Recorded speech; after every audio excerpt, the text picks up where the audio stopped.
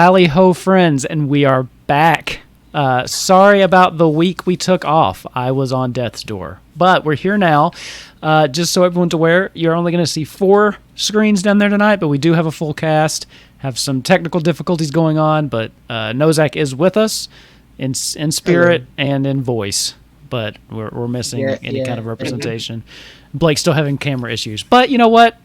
You got 4 of us you can look at. So, and let's face it, Ace is beautiful. So just stare at them. Anyway. No, don't do that, please. Welcome to Kupo Quest. And let's just take a little recap since it's been just a bit. So last time we had a nice, interesting, long planning session in which the whiteboard got brought out quite a bit. But it's okay because there's a lot of stuff going on. We have some sickness that's spreading through Cornelia. We have the crystals seem to be accelerating their demise.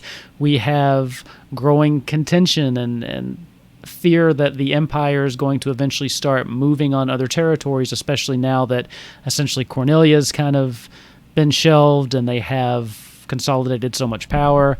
And we have word from Mysidia that these 2 people from Grunthor's past seem to be ready to communicate.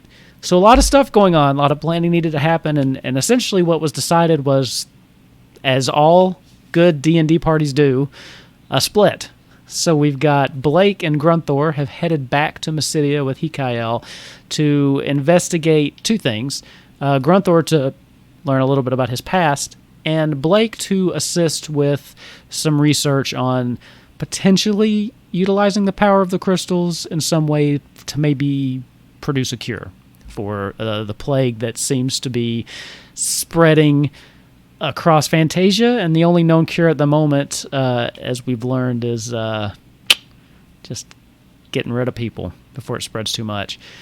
And the others have stayed behind with Sid and Squall and Renoa and Balam and plan to meet up with them in Alexandria, thanks to Sid providing them with the only functional airship in Fantasia at the moment, which works only because our dear friend Ava has started making a collection of all of the icons. So now he is essentially, he's got more gods within him than himself now. So they didn't take it necessarily for fun, although I think it was a little fun. They also wanted to examine it because he's not from around here, basically, and to see if his biology or something like that might help them. So I think that finally catches us back up. I think we're online. I think we're ready to go. And who knows what this is going to look like when I go to put it on YouTube. We'll find out then, I suppose. So anyway. We're about to see editing skills. Just put up a technical difficulty screen. It's fine. It's like yakety sax in the background. I should. So, where we actually left off, was Grunthor had come back to Mysidia, and he had been granted access to speak with the woman and child, and as he was looking at her, that familiar sense of overwhelming just pain shooting through his head, but in true Grunthor fashion, I think we had a disadvantage roll of a 19 and a 20, if I remember correctly. So in true Grunthor fashion, like he was saying, "Screw you, DM. This is happening right now." So I'm very proud of your dice rolls. As they kind of I think that was an inspiration roll too. Oh, it might have been. Okay. It was a great roll, whatever it was. As they touched hands through the protective barrier, he felt the block in his mind finally break as he was flooded with a rush of a lifetime worth of memories. So the only question I have is, are we all ready to learn about Grunthor? Lots and lots roll about 1d4 psychic damage. Lots and lots about Grunthor. All right. So Grunthor, as you're standing there and you're looking at her, you feel this almost like a weight kind of lift from you as all of this that you've been wondering about, trying to figure out who you are, where you are, this all evaporates as in almost an instant you get a rush of a lifetime. You see yourself as a young Galka, training up to become a knight, a warrior of some kind. You remember your father, your mother, being just a small child playing with sticks in the backyard, your father teaching you how to sword fight. You remember as you got a little older, your rebellious phase when you started picking fights maybe that you shouldn't have, but in order to just improve your skills. Never in a bullying fashion, but you always found yourself sticking up for people that couldn't stick up for themselves and protecting those that needed protecting. You remember finally enlisting as soon as you could, as soon as you were absolutely able, the youngest they would take you. And to be honest, they wanted you pretty bad at this point. You were highly skilled, highly trained. Your father, a military man himself, had poured so much time and effort into just helping shape you into the fighting machine that you wanted to be and that he wanted you to be. You remember early on, during your basic training with the other men and women, meeting a very beautiful young Galka. You've never really spent too much time dating around, a little bit here and there, but there was something about her that just captivated you. And it wasn't just her beauty or her smile or the way that she looked at you. It was her prowess on the battlefield too. Another soldier beside you, someone who more often than not could best you one-on-one. And someone who seemed to have just a little bit of magical talent herself. You remember growing close to this person. You remember your first kiss, your first dance. Eventually, you remember the wedding. You remember the life that you were building together. You remember the child. The child who came earlier than you were expecting and planning for, and also earlier than the due date. You remember the child struggling when it was born prematurely. You remember it being a fighter like you, and it pulling through, but it needing additional care. You remember it always being just a little sickly, but not dangerously so, but they needed a parent full time. You remember this discussion. You remember putting in your resignation. You remember staying home and finding your new passion as a chocobo farmer. Raising the beasts from infancy alongside your son. Eventually, you realized you had quite the knack for it and started placing your hand at raising chocobo racers. I was like, this doesn't sound right coming out. Making quite the name for yourself in the city of Bastok. In fact, a galloping Grunthor was going for quite the pretty penny at one point. On that note, you remember more of Bastok now as it comes into focus. A great, large city, one that rivals Lindblom in its size. Walls all around it, higher than anything that you've seen. You remember never actually leaving the confines of the city except under heavy battalion guard. You remember the dangers of the wilds outside the city. You remember the massive beasts that roam that land that actually give the land its name, or its nickname. And you remember being content for nearly a decade, finding your new passion and your chocobos and your family. Then you remember your wife coming to you one night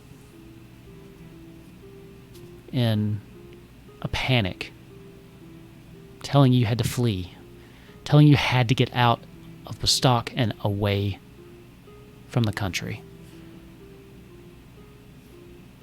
You didn't ask any questions because you trusted her implicitly, and at this point she had made quite the name for herself in the military.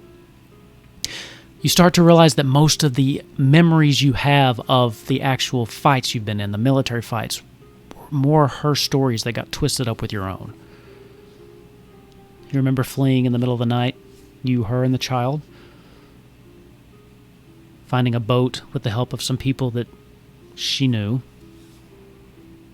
and you remember making your way across the sea to the mainland of Fantasia. You remember traveling around for quite a bit till you found yourself in an overly wooded area, a forest unlike anything you've ever seen.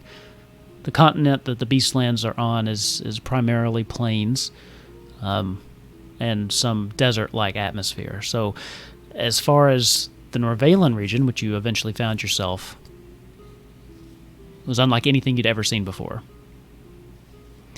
You remember meeting a very interesting Lalafell here. Someone who approached you once you were in town and made polite conversation. Blake, you would remember noticing these people, travelers that you had never seen before, outsiders, something that you don't get very often in your village. You would notice the threads, the lifeline of the child, and how they are strong and clinging to life, but fragile. Something that perhaps drew you to them in the first place. Grunthor, you remember telling her all of the woes, what you'd seen.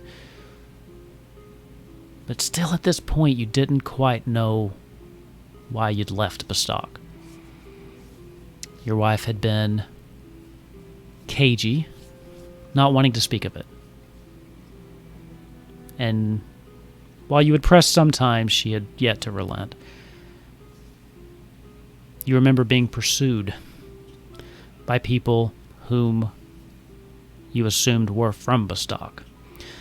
One thing you do remember is that deserters are not tolerated. And as your wife was technically still in the military, she would be considered AWOL. So you assume that that's who was hunting you down.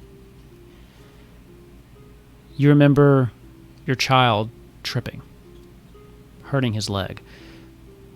The two of you staying behind as your pursuers closed in. You remember your wife crying, putting her hand to your head, begging you not to come after them, begging you to go anywhere else to save yourself and to forget about them. Just before she casts her spell, she places a small, familiar crystal into your hand and begs you to live. As the spell is being cast, she is hit with a spell of her own, one that hold person, for lack of a, just to say it, something that interrupts her casting, and in doing so tangles up her memories with yours. It affects her casting of her spell, and it warps it, taking more of your memories than she intended. The next thing you know, your eyes blink, and you're still standing there with your hand against hers, and she's begun to cry. At this point, you would remember their names. Your wife's name is Grenidia, and I'll send you the spelling. Your son's name is Gibble. You.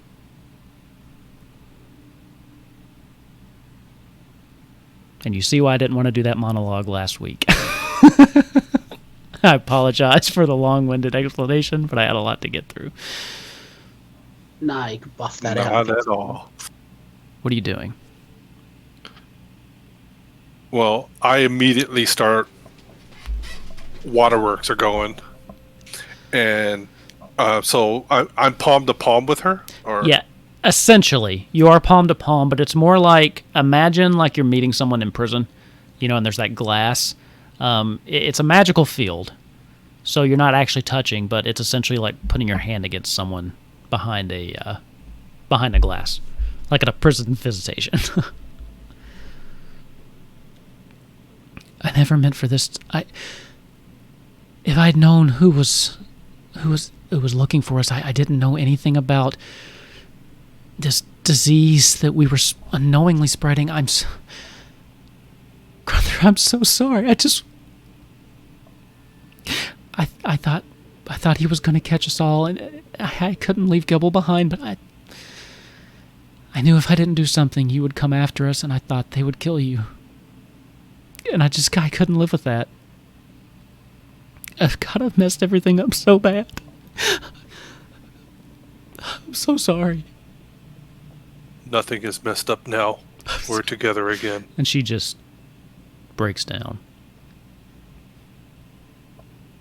I'm going to turn real quick and look at Hekael. I was like, I need to be in there. He left. He gave you privacy, actually, so he's not... Oh. He's not... He left the room, so you are alone. He's off. He went with Blake, so...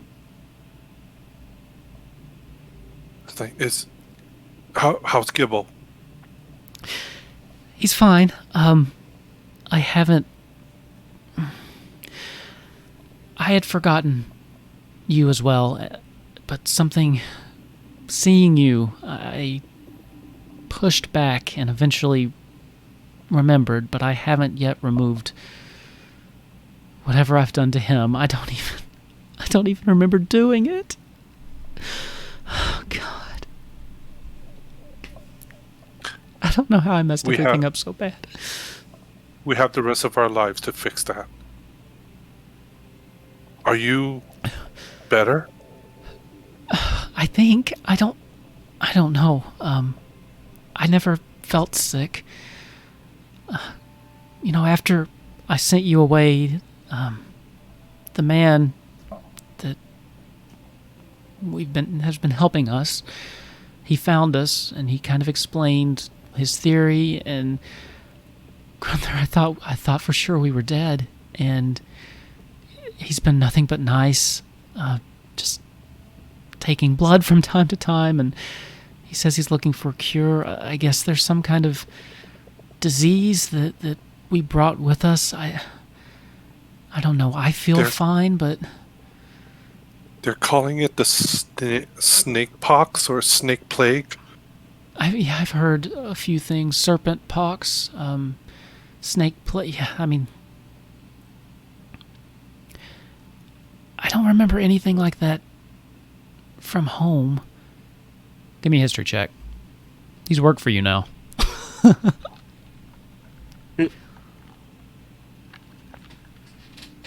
I promise I will let the rest of you talk eventually. Listen, you see me typing real quick. 12. 12. You don't seem to remember anything like this either. You don't seem to remember any kind of disease or anything like this. And that would kind of line up with what Hekael has said to you.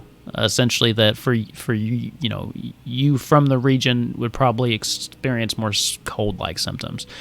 But as far as the actual skin hardening, scalification of the skin, the pupils misshapen, you've not heard anything like that.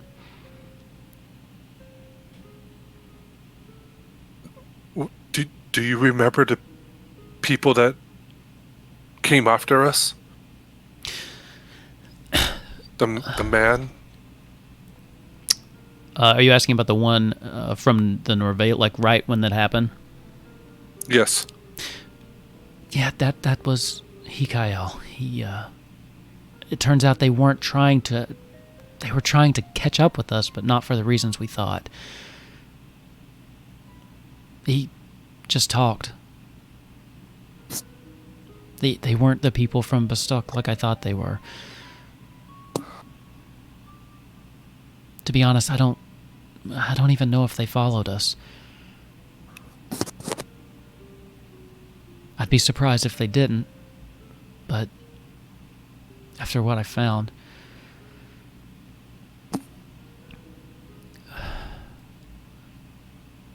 Grunthor, I've done so many things wrong, and I've just been trying to act. You know, ever since I found out, I've just been trying to go. I've been trying to act. I've been trying to make decisions, and I haven't trusted you enough with the truth. And I took something from you, and I don't know how you could ever forgive me. I took something so precious that I don't know if I could ever forgive me. Whatever it was, it's... The important parts are back. My love for you and Gibble. Me wanting to return our lives as close as possible to what it was. We can't I We will can't go give back. my life. Then we start anew.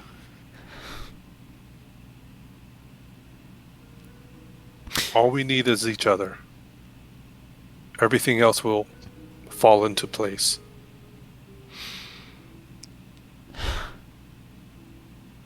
There's something terrible going on back home, Grunthor. Something absolutely terrible. And I should have told you Tell right me. She takes a deep breath. Blake, we're going to jump over to you for a minute and leave that dangling in the air for a second. Oh no. We'll get back to it. Don't worry. Blake, while this is happening, you and Hikael have given them some privacy. As we're backing up a little bit in time, the door closes and he starts leading you down the hallway. So, yes, we have the samples of Nozak and Grunthor. You yourself, you have one of the crystals, right? Would you care if I examined it? Yeah, she takes it off and just kind of gives him a second glance and then drops it in his hand. Okay. It's on a pendant, or it's a pendant necklace. Okay. So he kind of takes it over and he just runs it through his hands a couple times. It seems so mundane and ordinary, but so unassuming, even. And sometimes I think the most miraculous things often are. So, walk with me. Tell me about yourself. Are you inclined to scientific discoveries? A scientist yourself? No, not particularly. I am a healer. But our temple was, y'all would probably think it's like some kind of backwater thing. You'll find I'm a little more open-minded than some of the others you'll find around here. Now, granted, you're not far off with that line of thinking with most of the people in Mysidia. We can be a little uptight, as I have been in the past. Where did you say you were from again? Y'all call it Norvalian Forest. I see. You have had some experience with this plague yourself. That's right. I'd forgotten. I apologize. So this, I guess, is a little close to home for you as well. Yeah. Did you lose anyone close to you?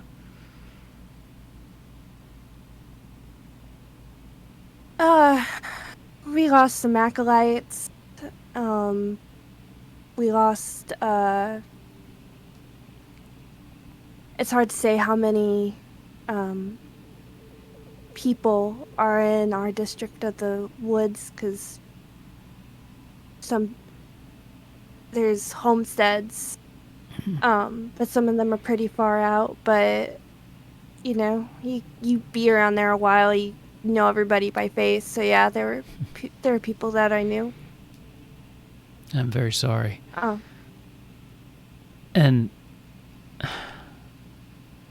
I spoke with Nozak about this, but I don't think I ever truly got to let you know how deep the regret goes for what I have done and my containment of this.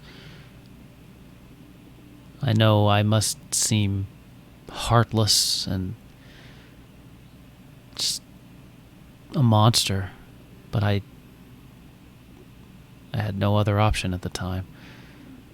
I was thinking of all the lives I could save, but I realized that's not much comfort to those who have lost loved ones and have seen this firsthand. And I don't expect you to forgive me or think any better of me, but I just want you to know that I only did it because I thought I absolutely had to. And that doesn't I can't imagine it. make it right. I can't imagine it's an easy place to be. I don't know what my choice would have been, but I sometimes wonder if I made the right choice, if we were too hasty. But here lately I find myself wondering what Izzy might have done in my situation. But the what-ifs don't get us anywhere. But maybe we can finally put this chapter of our lives behind us if we can find a cure for this. hopefully. It was hard. The worst of it wasn't really our village. It was we have traders that used to come in. They would take things from, we have some relationship with the dwarves up there. So they would take stuff, so trade, and because there are things we can't get as easily way out in the wilds. But so they were hit harder than we were, and it's just, you gotta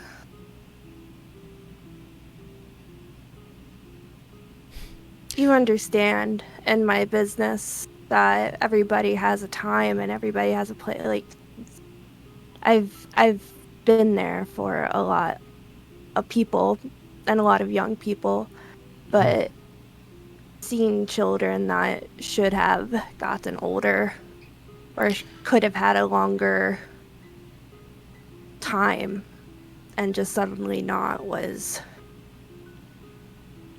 exhausting. As you kind of talk about that, his face kind of doesn't go blank, but you can see it's haunted. You can see him reminiscing about something far off in the past. I understand that all too well. I personally believe that nobody's time should ever end that early. No reason. No, everything happens for a reason. I can't fathom any reason why someone so young. I mean, I don't know. She's like trying to find the right word. I've made crossings easier for people that young, but sometimes there's things out of my power, out of our power. I don't know. I can't. It's not my decision. Oh no, or I understanding. understand. But that was something where it was just, it didn't need to be like that, versus others, like where there was more peace for me, I guess, or more surety that it was right, even if it was painful and sad. Like, everybody's sad, but those kids had a chance. They had a better. They had another chance, is what I guess I'm trying to say. Versus some like where that was. And again, I don't know why. I don't make the rules. I don't know why things work the way they do. Neither do I. But maybe if you all successfully meet up with every god that's ever walked among us, you can ask. He smirks a little bit. It's like a sad smirk. Anyway, here we are, as he kind of points you into a room. You realize that you've been walking for quite a while, and having lost in this conversation, you haven't really been paying attention to where you are, where you've been going. As he's led you to a place of the palace that you've never actually been before. It seems to be his private workshop. As he opens it up, there's tubes and potions and things everywhere. All organized rather meticulously, but not nearly as meticulous as you've seen like some of Izzy's stuff. But as he opens the door, he just kind of goes, well, let's get started. And with that, we're going to jump back over to Balam. Let's see. Let's turn off the moody music for just a minute, and let's hop back over to Balam, where our No, it's fine. Go back to Grunthor. We'll come back to Grunthor, but you've been sitting there too long. You gotta say something. So. Yeah, you saw me typing meticulously. Back over in Balam, as everyone is preparing for the journey, I believe, to happen the next day, correct? At sun up, is that the kickoff? So what are you all doing? You have a little bit of time. Your friends have departed.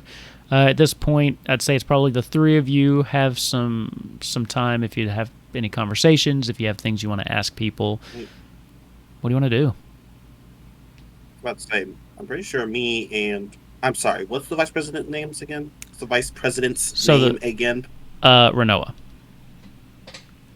Renoa. Yeah, I remember me and Renoa's husband are going to the magic store or something because I need 2 specific magical scrolls.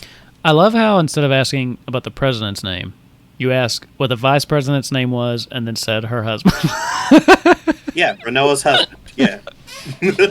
Perfect. All right, and then what about you, Nozak and Ava? What are you guys doing?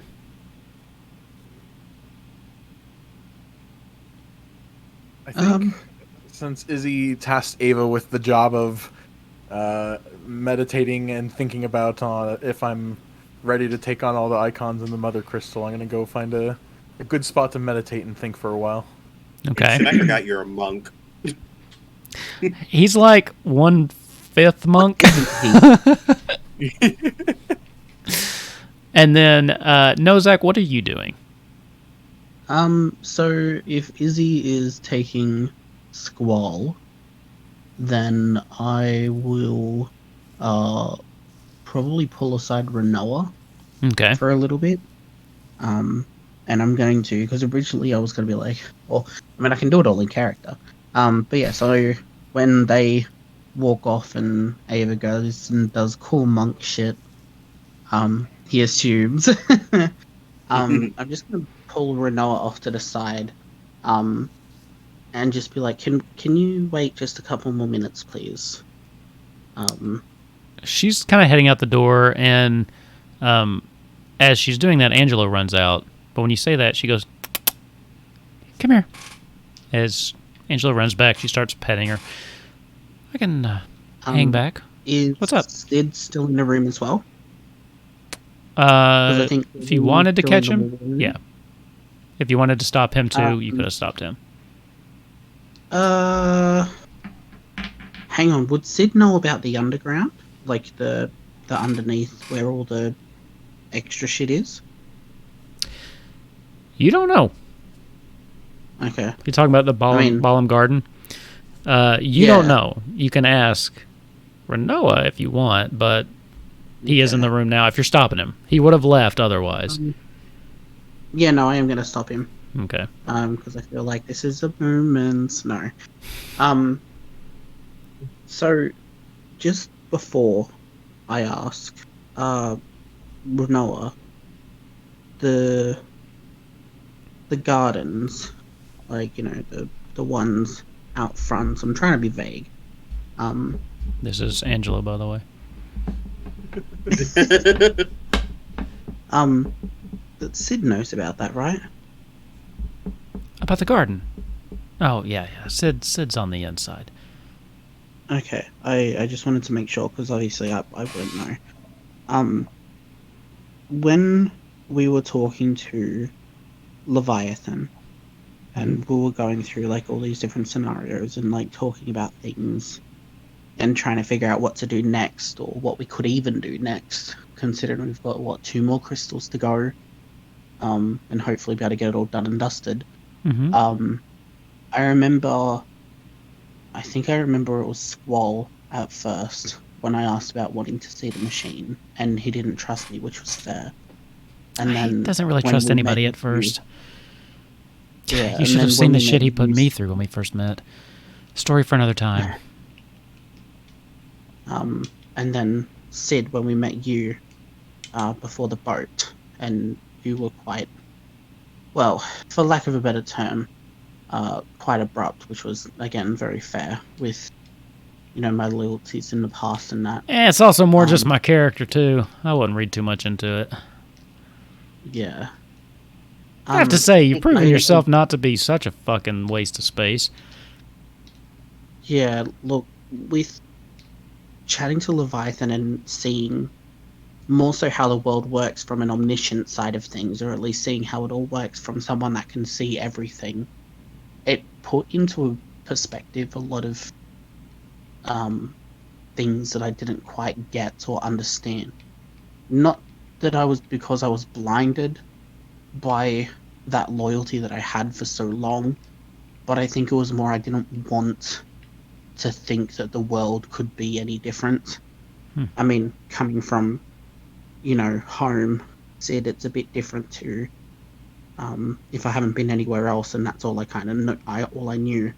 But listening to Leviathan, how the world works, there's 2 things.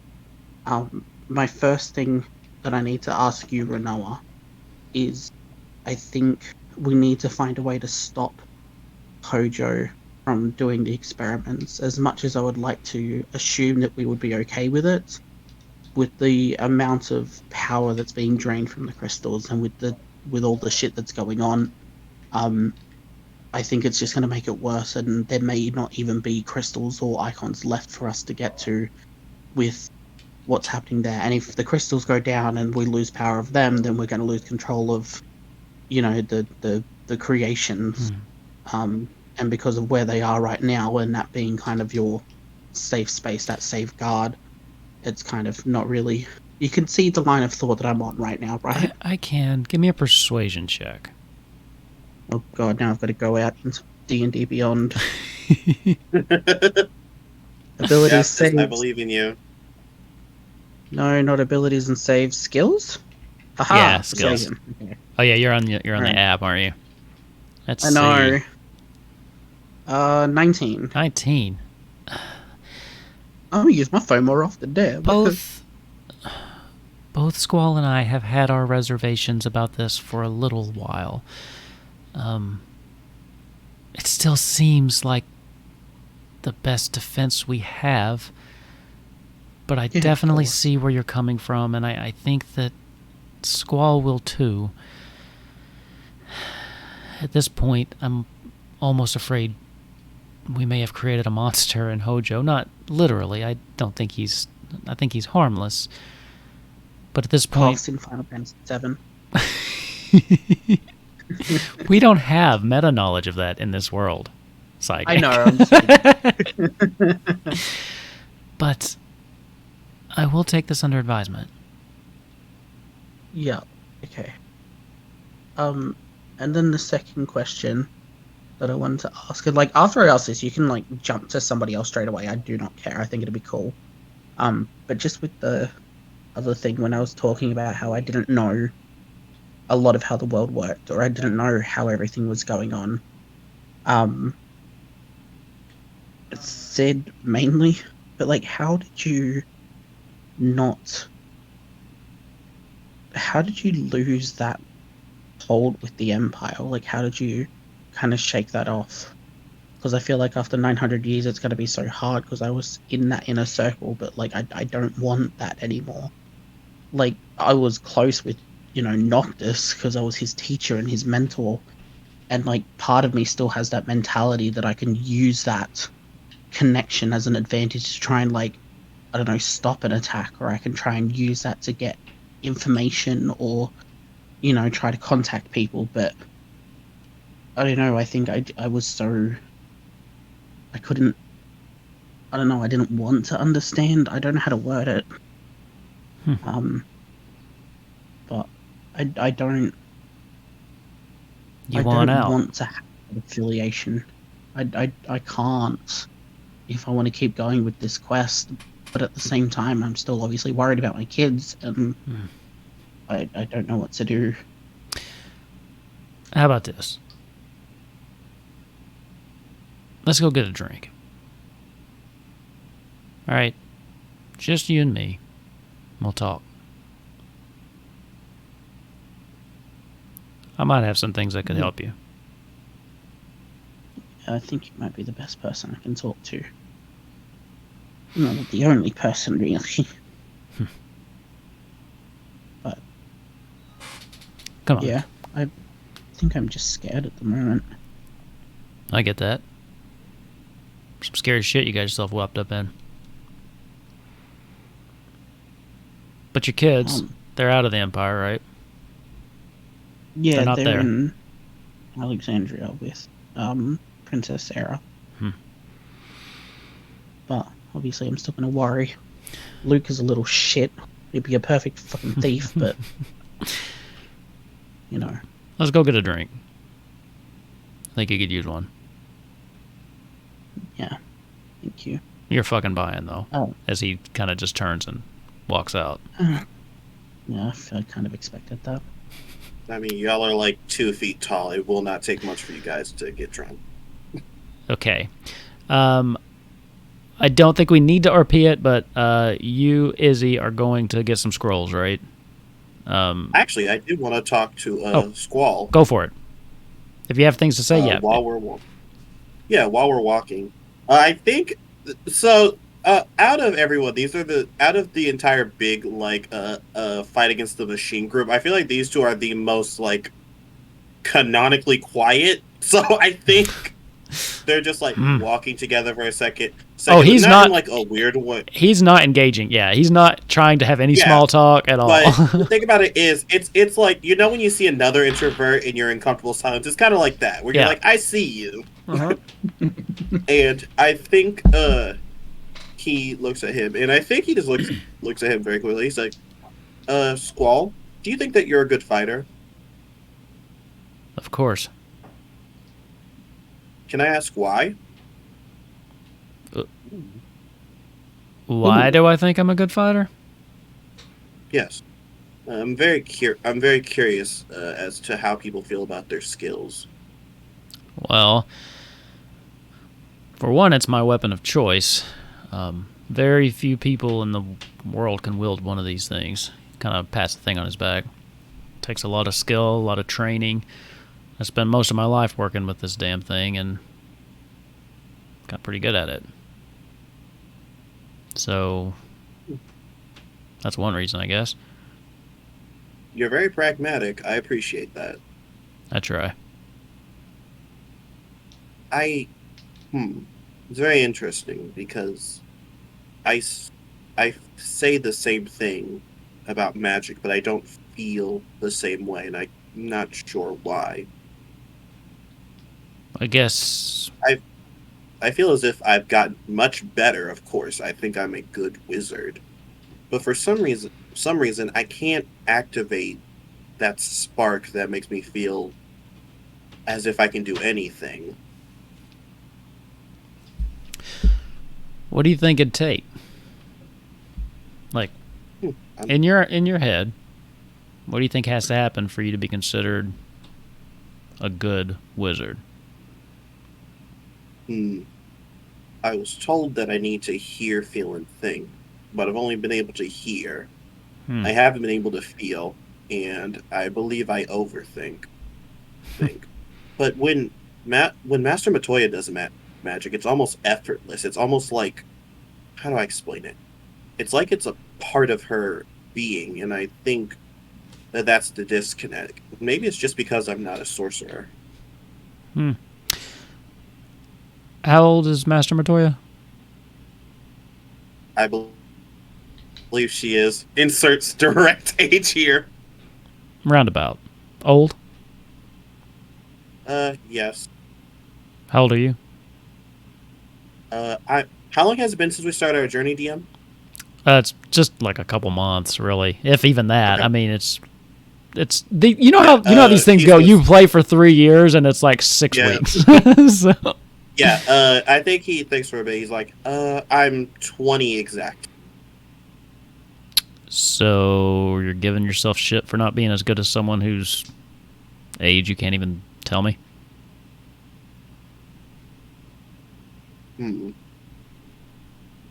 I guess I'll tell you this. You're only 20-some, right? You've already done shit I haven't seen anybody in any of the mages in my battalion have been able to do. Who are you trying to prove yourself to? I think when he says that, I think Izzy legitimately thinks for a second. He's like, I don't know. Well, maybe that's where you should start and figure that out. It's okay if you've got people you want to prove yourself to. Just got to make sure they're the right people. Make sure they deserve it. When he says that, he nods a bit. He's like, I think you are correct. And I think they go to the shop, and he is going to just get a scroll of scrying and a message scroll. Okay. Are those are both sending. third level or below, right? Scrying. Ooh, yikes. Does it have to be 3rd level or below? What level scrying? Scrying is 5th level, but if I need to copy, I will spend the gold to copy. Let me double check, and I'll get back to you after the game. I did send out a list of like like the tiers of places and what scrolls that have. I'll double check it though, and we'll sort that up post game. Okay. Oh, well, then he at least needs just the set. Okay, the one where he can send someone a 25-word message. That's sending. Yep. Sending. And as soon as he gets the scroll, does he need to pay for it, or does Squall got it? He's not. No, he's just kind of lean. He doesn't go in with you because he's not a magic user. He kind of gets there and he just kind of leans, crosses his arms, leans up against the wall, all cool kid style, and just waits for you outside. All right, so I'm paying for it. How much? Yeah, if you want, let me get you that. How much gold do you have? I have 536. Okay, that will cover it. I don't have my spreadsheet in front of me. I'll get it to you. I can pull it up, actually. If you've got it, then there you go. And it'll be... I think as he's walking out, he sees his little thing writing, and he, just to get out the way, because I want to do it now before I forget specifically, he just sends a message that simply says, hello, Marrow. This is Izzy. I hear you're sick. Give me an in-depth list of your symptoms, please. Hold on. Yeah. Okay. We will help as soon as we can. And I think as he says that, it folds up and the little airplane just shoots off. Okay. As it shoots off, it just gets a couple feet away and then poofs out of existence. And you wait for a second, and then you hear back in your head, Izzy, not sure. Hard to talk.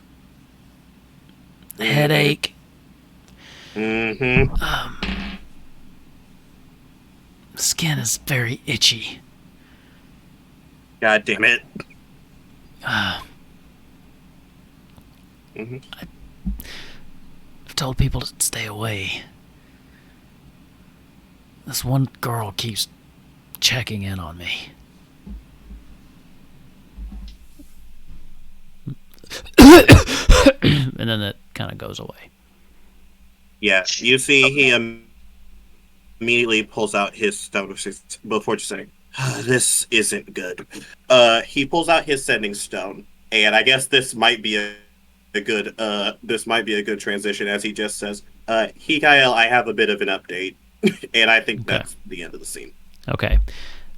Almost Okay, back to you, just- Grunthor. I promise. Sorry. No, I'm not going to leave that dangling until next episode. I swear. We split into 5 different groups, so I just want to make sure everybody gets to talk. Go ahead. No, Zach. Yeah, so I'm still away, obviously, seeing none, whatever. I do need to head out, I'm really sorry. But Okay, no worries. I will be back to normal next week, and yeah. No worries. We will Sorry. see you then. I think you're off getting a drink. Perfect time. Yeah. Yeah, just So- like, I don't know, make me roll Constitution, I'll just pass out drunk and start snoring on everything. It's Perfect. fine. Perfect. You'll wake up on the airship like, what the fuck? Yeah. I'm flying! Yeah. All I'll right, wake up with another accent. Yeah. Alright, see yous. have a good one. Bye, Nozak. Ava, you managed to find a quiet place, and you have... It's weird because you meditate, but you've been kind of swept up for so long with all of the stuff going on and constantly surrounded by people, and half the time you're trying to meditate, Izzy's going on about something, right?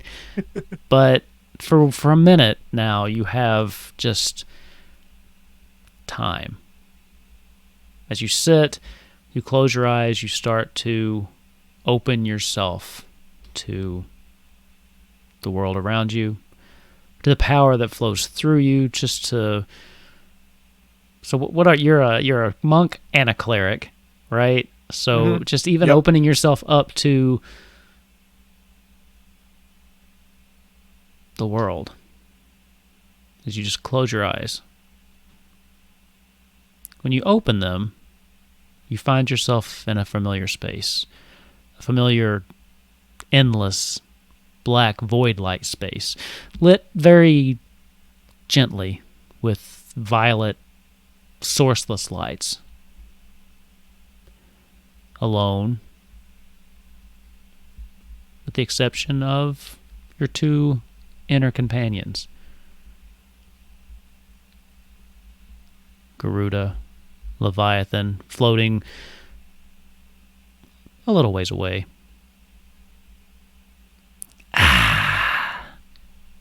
You finally paid us a visit, did you? About time. It can get lonely in here, you know. Well, I guess it's a good thing we rescued your brother. Tell me, Ava. What's your plan? You've managed to impress me so far, but what's next? You know, I didn't think I would get that far. I don't know. I guess I shouldn't expect too much from someone who strikes a life or death bargain with an icon on a moment's notice. Mm-hmm. Impulse is where I act best, either fortunately or unfortunately. The Leviathan at this point says, Sister, he is doing us a great honor. You could do to be a little nicer. Pah! All of the little ones, they're all shit. I'm just along for the ride to see how far this one can get before everything goes to hell.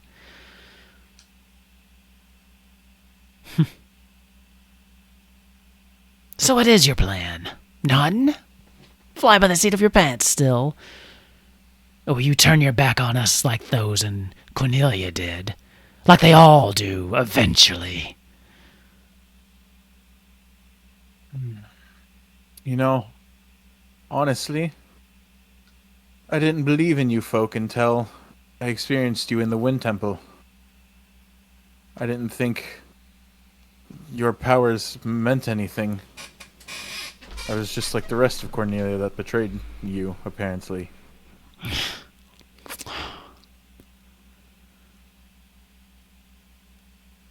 And now? Well, now I'm standing before two of the four icons, so I'd be a fool to betray... I'd be a fool to betray any icons. If only the rest of your kind could be so enlightened. That's unfortunately something that will never happen. What are you fighting for, then? What's the point? Why not just step aside? Let it all just unravel. She has like a look of mischief in her eyes when she asks you this.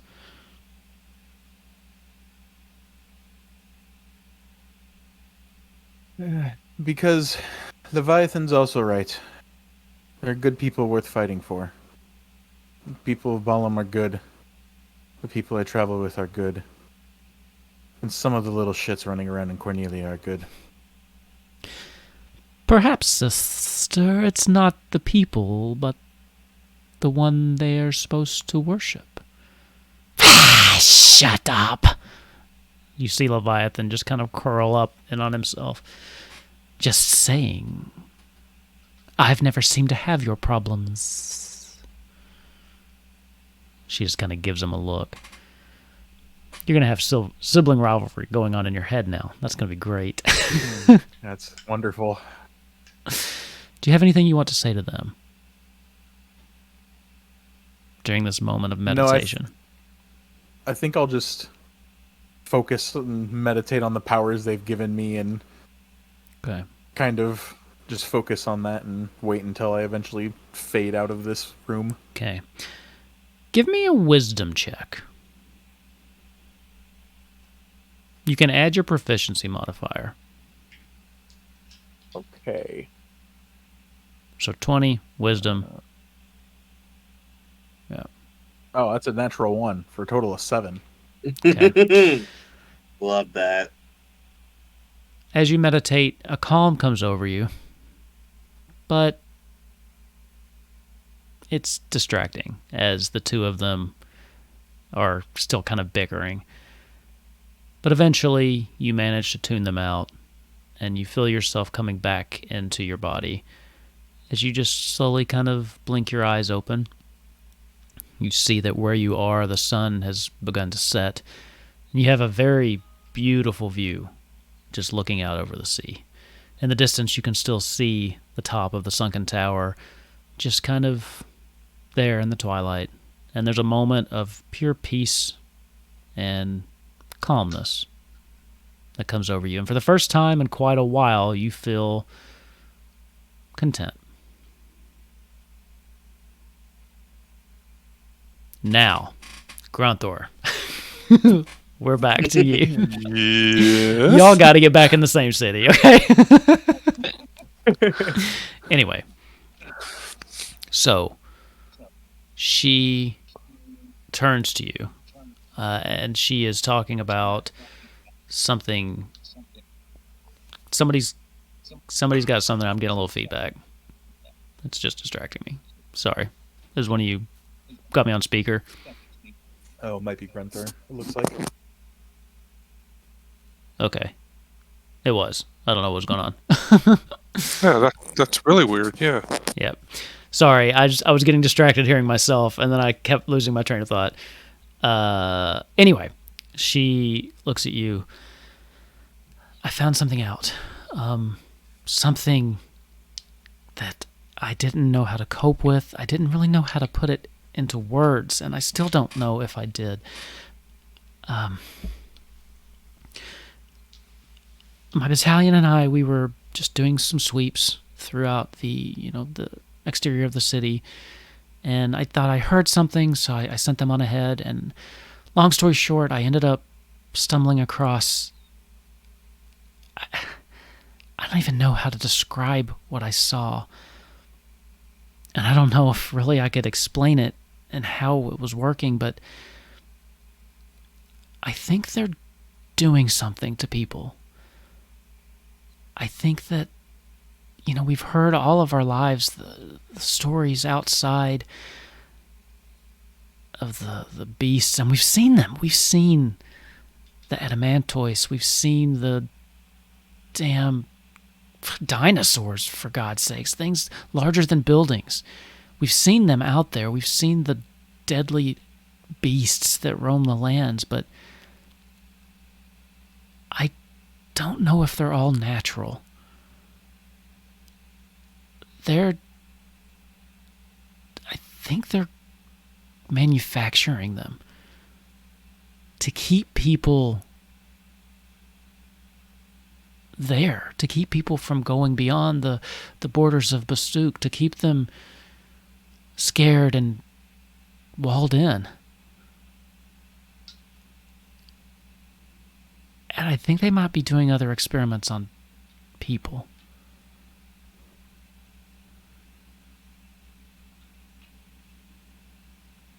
Give me a intelligence check, and then you can ask whatever question you want.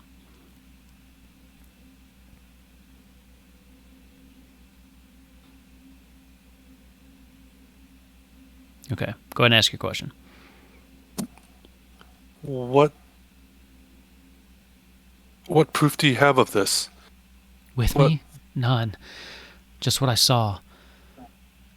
I tried to bring it up to my commanding officer.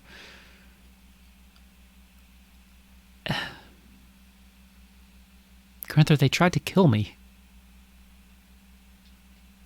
They tried to kill me as soon as I told them. So I ran home. I got you and Gibble. I said, we have to go, and we ran. That was it. And I haven't stopped running since. I stumbled onto something I wasn't supposed to see, and I'm still not 100% sure what I saw, but they're doing something there, and I don't know what it's for. I don't know if they're doing it in order to attack other... I don't know. I don't know what I saw. And she starts just kind of breaking down, almost like she's panicking, as she kind of like slumps down with her back against the barrier. And she's got her hands on her head, and she's just kind of repeating it over and over. I don't understand. I don't know what they're doing. You know, by the way, that her commanding officer, very good friend of your family's, been over to dinner multiple times. He has babysat Gibble for you. This is someone that you both trusted implicitly.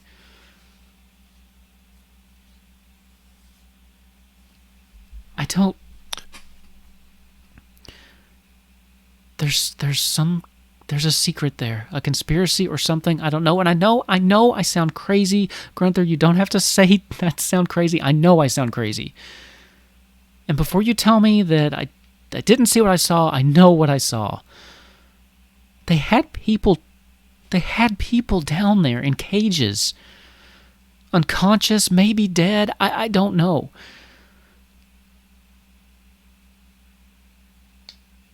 I saw this thing that looked like it was caught somewhere between a human and something.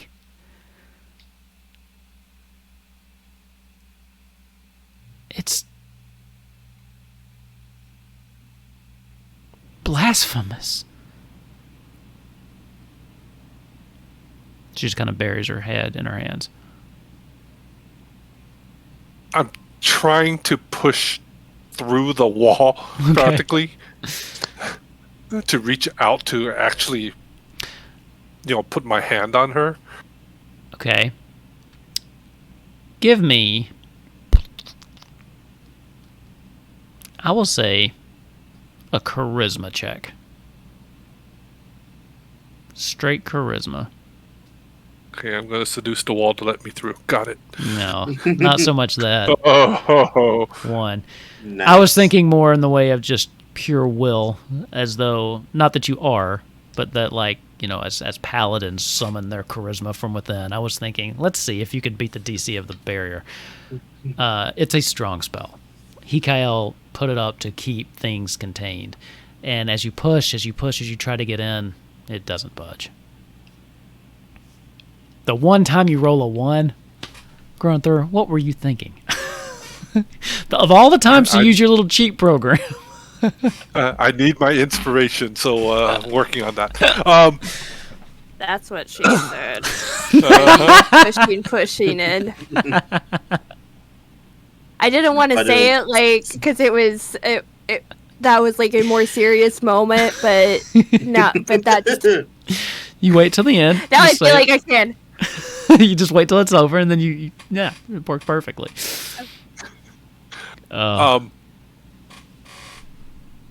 In a kind of Ava-esque feeling, okay, I'm going to take out my crystal. Okay.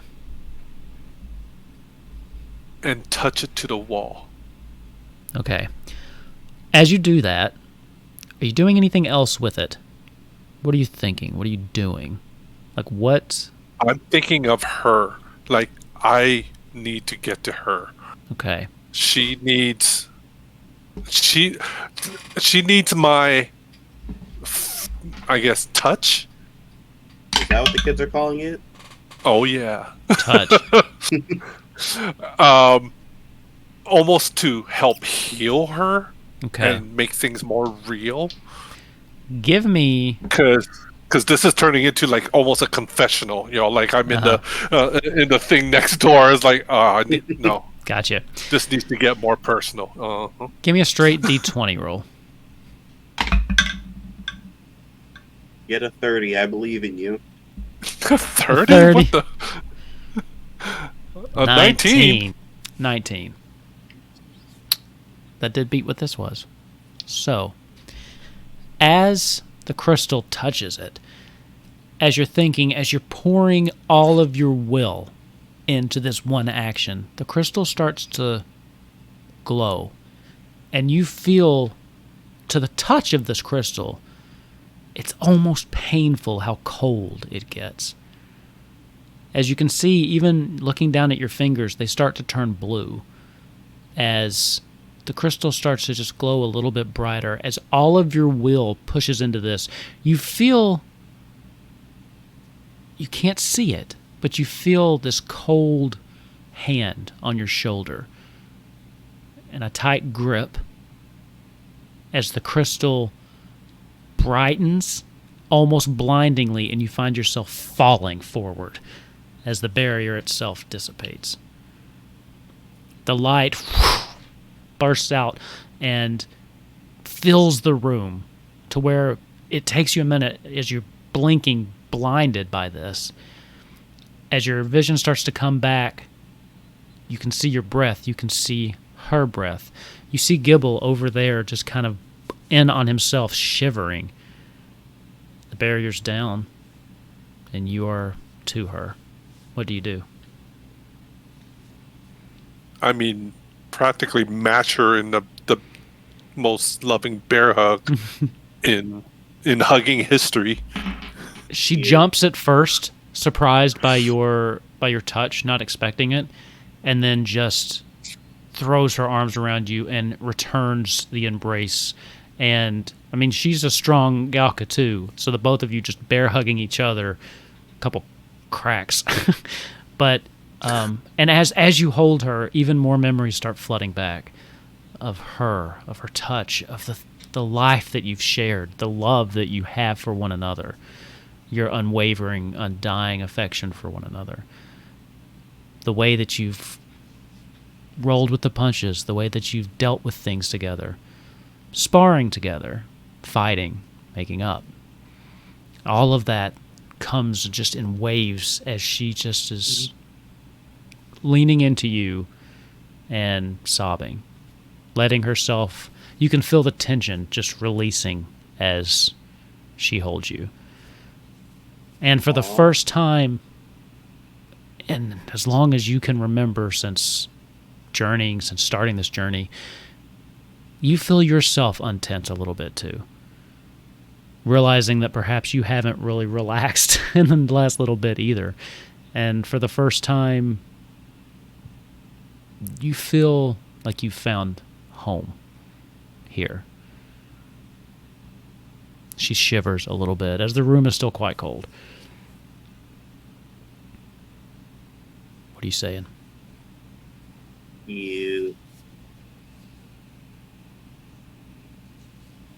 See? There, not even a wall can hold us away from each other. Grunthor, I'm so sorry. I'm so sorry for everything. I'm sorry. I didn't tell you. I I pressed, like, you know what? No.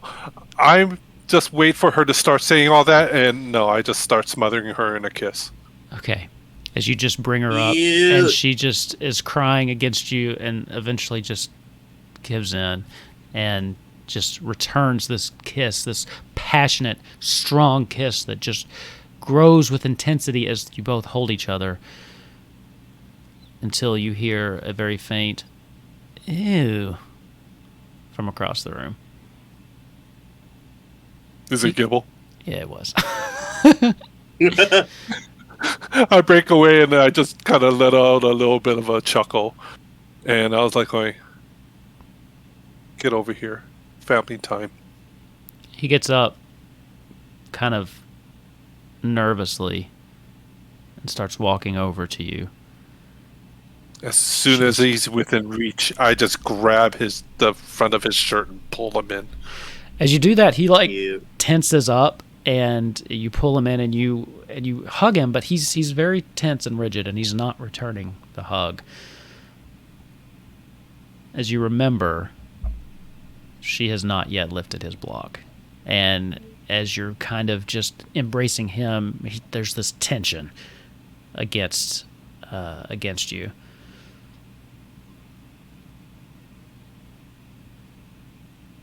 I realize, like, yeah, he still has the block and he doesn't quite know who I am. And I just push him back a little bit at arm's length, and I'm like going, well, we'll work on that. It'll come back. I can take care of that. I just need a minute. I'm so... Give me just at this point, you hear from behind you, what the hell happened in here? As you turn around, Kyle and Blake have returned. As he's opened the door and he sees you, Blake, he immediately turns and goes to push you out. Are you going to let him, or are you going to resist this? She's going to kind of... I don't know if she can really resist for that long, because... Well, girl, to be fair, he's a spellcaster. You might be able to. And you're small, so you could also just try to, like, evade him if you wanted to. If you're trying to stay in the room. But he's actively trying to get you out as soon as he sees what happened. I think she's just going to kind of, like, push back and be like, what? Like, trying to...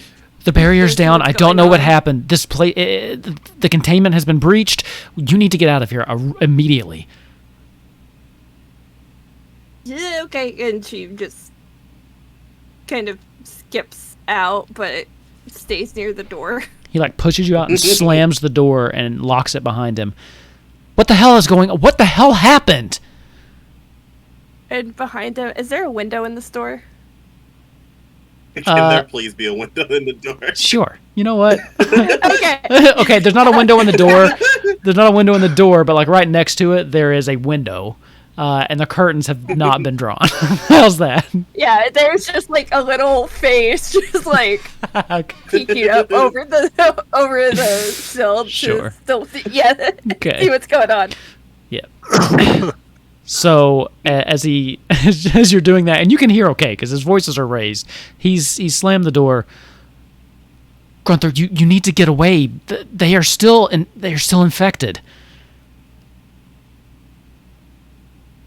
What are you doing? I have to be with my family. Our memories are back. Then I look over at Gibble and I'm like, maybe not all of ours. Grunthor, damn it! And I show him the crystal and I show her. I'm like, this broke through. You broke through the spell with... Oh my god. Wait. What happened? Start at the beginning. At this point, he's still like up against the door. He is keeping his distance from the three of you. Tell me precisely what happened. I willed myself to be able to touch her and use this to cut my way through your barrier. His hand kind of goes back and he's doesn't look away from you as he's searching for the door handle, and he finds it and he opens it. Blake, are you still out there? Yeah. She's like dropped down from the window, like. Can you go find me one of the automatons? Yeah. I appreciate how unenthusiastic. I need one. If you could fetch one for me. She's going to kind of...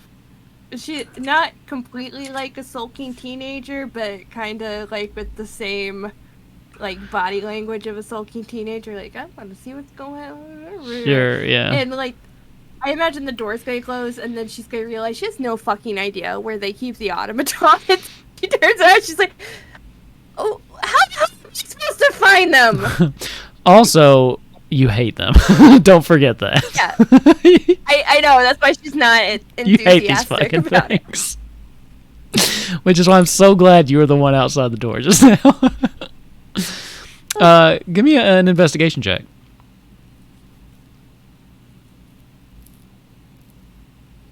Oh no, she has a 0. Roll. Oh fuck. She's never going to get out of this place. You're turned around. You live here now. Confused. You're just. Sorry guys, my god. You're like wandering back and forth throughout the hallways. You would think that by some point you would have come across one, but they seem to be nowhere to be found. It's like the Scooby-Doo thing, like where she goes down one hallway, like appears like 3 doors down. I like to think she's like walking, and she like goes to like a lady in like robes, like a librarian, like her child, and she's like, "Have you guys seen the automatons?" And she just grabs the child and walks away. Give me your dolls. Yeah, you're having trouble. Except she doesn't say fuck her, she's a lady. Good job. I'm glad the rules of chivalry and politeness still impact you day to day. So feel free to waste a message spell to ask Izzy. 5, 10 minutes go by. Eventually, Hikael just... She's not coming back, is she? Oh, it's okay. It's okay. It's okay.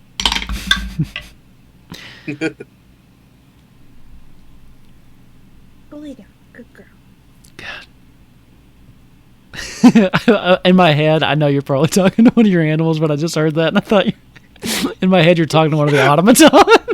No, Like you finally, To be honest, I thought she was talking to herself while looking for an automaton. No, I was sorry that I'm above table. I'm talking to my dog.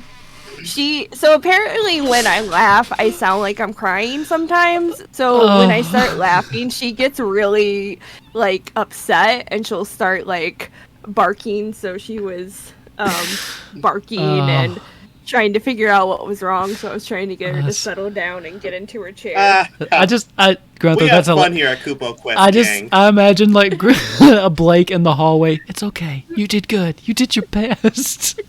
Just patting herself on the back because she's totally lost and has no idea how to get back. You're a very good girl, Blake. You're a great girl. She's so traumatized by the automaton. Just lay down. It's okay. Someone will find us eventually. Oh my god. You're very brave. It's gonna be okay. This episode has been amazing. It's been all over the place. Yeah, no, Kikael is gonna come out and Blake's just like 5 feet away, just laying down on the couch. She's like, she made it back. She's like right under the window. Go. I'm still lost. It's been 2 years. I haven't seen another soul. Oh my god. It's like that episode of Doctor Who where Rory is like stuck in the time trap and there's like all the crazy like writing on the wall like Amy left me! Blake, why have you written on everything? You left me for 20 years! I couldn't find you! Blake's just I can hear the dog now. Blake's just started like scribbling like drawings of the automatons on the wall. Where are you? The automatons are a lie. Oh my I like god. to think the scene cut just like in his like, fucking Ava and Izzy like at a lunch spot. Just having a good time. How do you think it's going in Mysidia? Probably boring. So let me re-roll this because I forgot what I rolled and it's moved. Oh. So with Blake missing in action, Hikael fuck it, he says, as he just pushes himself away from the door and walks over to the three of you. This is either going to be the dumbest thing I've ever done, or... No, it's just the dumbest thing I've ever done. And he gets down and he draws... He draws one of his syringes. If you wouldn't mind a sample from the both of you, please. He is talking to your wife and child. And she kind of nods, holds out her arm, and he, puts the tourniquet on, does all this stuff, takes some blood, and he does the same to Gibble. The running theory is that perhaps exposure to powerful bursts of the crystal's energy can neutralize the virus. If that's true, they may be cured. If not, we're all fucked. So, let's find out. And I think I might end there. I know it's a little early, but there's still some thunderstorms, and I don't want to risk another power outage, and it seems like a good place. So, sorry it went a... Meanwhile, Izzy is just sitting at the table like, wow, I love my brother in that he's not sick right now. You know what my favorite thing about my brother is? He's healthy. That's like the number one thing. So, yes, sorry, I know this is a little bit short, but I don't want to risk another power outage because we've already had to do with 2. Plus, that seems like a nice place to end. Also, unexpected for me, to be honest, Grunthor. That was not something that I kind of saw coming. But once that happened, it seemed like an interesting route to follow. So we'll see what comes of that. So, yeah. Anyway, great. I thought it was great. Sorry I had to talk so much. I know you probably got sick of listening to me.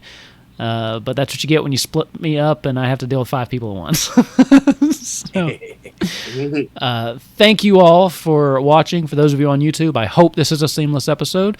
For anybody that actually stuck around on Twitch, sorry about the constant dropping outs. Hopefully won't happen again. And I think we should be back next week, back on full schedule with hopefully psychic stuff's working again. So anyway, Lally ho, friends, and we'll see you soon. Bye. See ya.